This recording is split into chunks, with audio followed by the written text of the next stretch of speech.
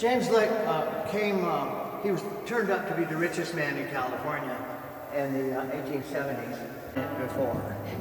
And young James said, "Someday, sir, I'll have a mill that makes yours look like a pigsty." And in 1817, he walked out that door in Stumptown, Pennsylvania, and started to make money. And he didn't stop making money his entire life. He did nothing but work. He built fine pianos, did orchards, all kinds of different things. But he got to San Francisco. He came back from South America, arriving in January of 1848. He had $30,000 of gold from selling his piano making business down there. He had his workbench and tools, and he had 600 pounds of chocolate made by his friend and neighbor, Domingo Giardelli. And James times it, so he arrives in San Francisco January 8th or 9th of 1848. He has to find a house with a dirt basement so he can bury his chest of money and put it on my property at 4th and Market Street in downtown San Francisco. And they said, "No, we don't want any giant Egyptian pyramids." So then they finally convinced him, "If I had your money, James, I'd build the world's largest telescope," and that's what he did. And so he is buried under the telescope. They brought him up here in January of 1887, laid him to rest, and built the entire thing on top of him. So it's the only person we know of that's buried under a large telescope. And outside the door you can see his headstone markers.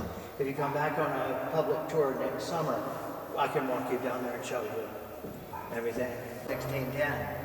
In summer of 1892, there was a very sharp-headed astronomer. He plotted Jupiter and faint stars near Jupiter all summer of 1892.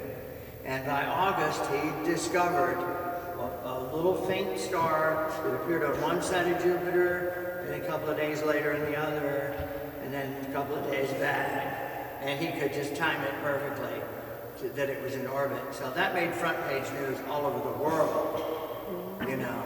And they made a lot of other discoveries here too. Pioneering dry plate photography. We did a photo lunar atlas. The Apollo program credited us for helping them find a landing site, just as we were the first photo lunar atlas.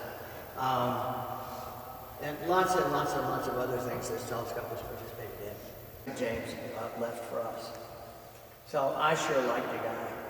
You know, I feel sorry for the way his life turned out with women, but he sure made money. You know, sure made money. So any questions that y'all have? The dome on top of our heads is an all-steel dome. It's 71 feet in diameter, weighs 99 tons.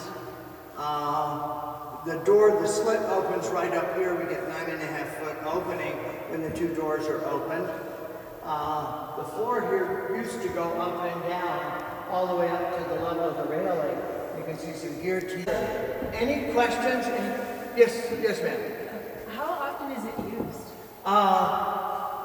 Sometimes 5 or 6 times a week in the summer.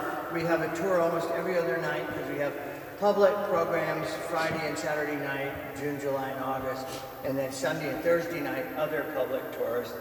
And then we've got all kinds of other private tours that a group will get together and contact the university and pay them the fee, and then they can bring 25 or 30 or 40 people. So we get astronomy class and get all kinds of people coming. But it's used a lot.